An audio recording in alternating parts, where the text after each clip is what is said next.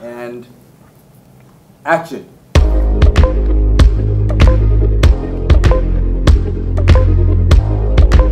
Those of you who watch Captain America Civil War, you realize that the character was introduced at the end of that movie.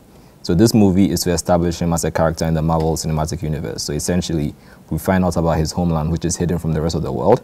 We find out about their traditions, and we find out more about the mythos of Black Panther, which is this mystic thing that he imbues that helps him, you know, gain superhuman powers.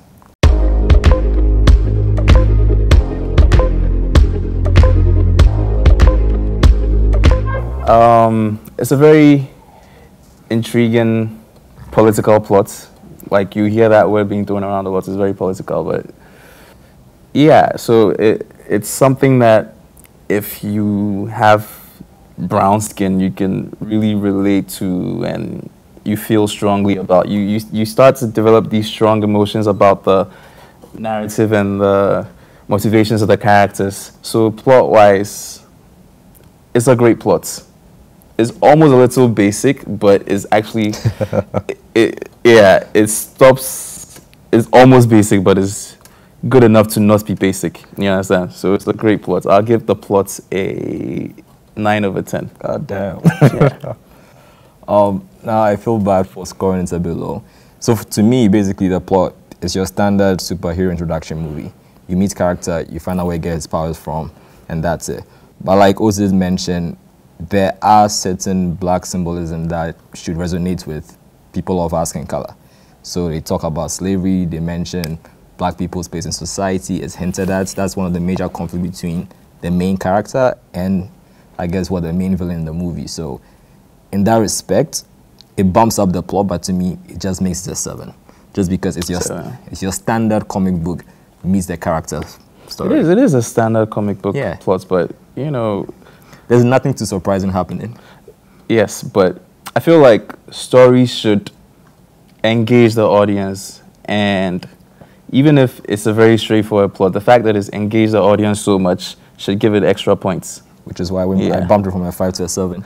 Oh, okay. Wow. Okay. Yeah, standard +5. All the extra fun stuff, you give it 3 extra points.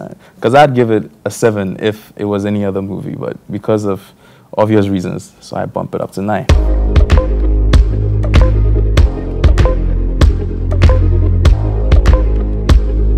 Claw. Yeah, I found Claw refreshing.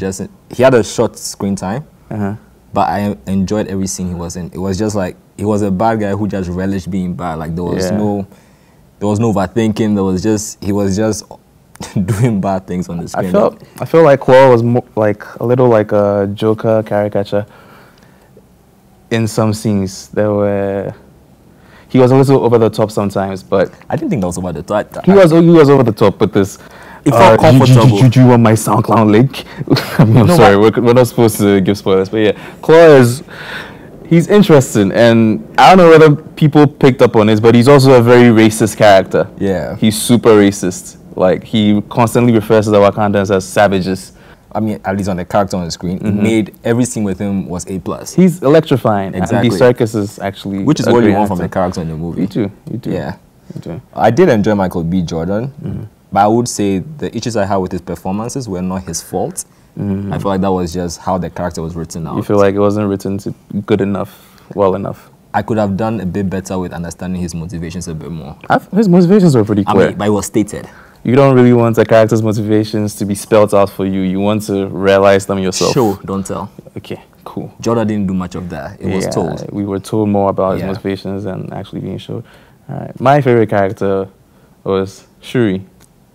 Okay, I've loved Shuri in the comic books. She was actually the Black Panther for a while. She's smart. She's fun. It's actually kind of different from the Shuri in the comics, but I love this take on her. Letitia Wright. She's amazing, and she's funny. She brings a certain light tone to every scene that she was in. So, and it wasn't so much that, you know, it'll take you out of the seriousness of the scene, but it was enough to just get you to relax more, because Shuri was fantastic.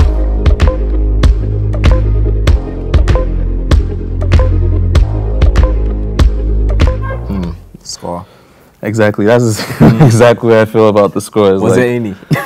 it's not noticeable. I Even mean, if there was a dope album. yeah, But yeah. and where Cyril was actually mentioned before we started rolling, like some of the music used, it sounds like an American attempt at being African, and it was very obvious. It wasn't genuine African sounds.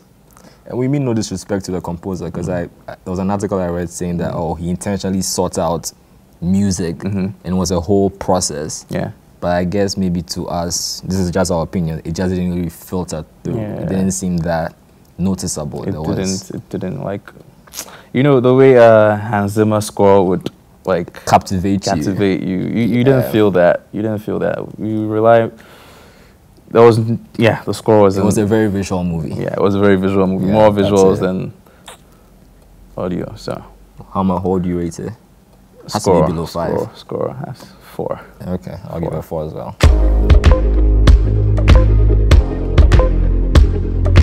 It doesn't look like any other Marvel movie. And I think, I mean, people are saying that a lot lately. People are saying that with Thor Ragnarok. I think Marvel is actually allowing their directors to be more creative with the look that they give their movies, like with James Gunn, Taika Waititi, and now Ryan Coogler. They're giving the directors the creative freedom to stamp the individual look and feel to their properties. Yeah, so, the visuals were incredible. And every shot of Wakanda, and just the shots of like the African horizons and the shots with the sunsets and everything, it was beautiful. But you see, that's all the highlights. Those are the good moments. There's also the really wonky, confusing moments where there's a fight scene at the end that just looks like, honestly, I think bad CGI. Yeah. Very questionable. We can't mention them, but certain animals didn't really look like realistic. Real animals. Exactly. Exactly. But I mean, speaking to visuals, they also did a good job incorporating, I guess, different African elements.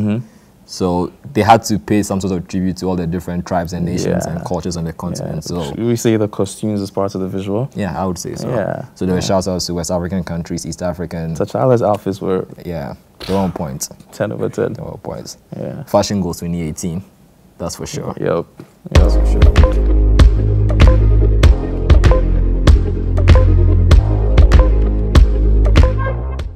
Yesterday, as soon as I finished watching it, I gave it a 10 over 10 rating because I was obviously very excited and emotional at the time. But you know, today now that I've had time to calm down and soak it all in, I'll give it a 9.5. Wow, so just a 0.5. God damn, man. And the 0.5 is from the score. That is not good enough for me. But my overall, I give it a 7.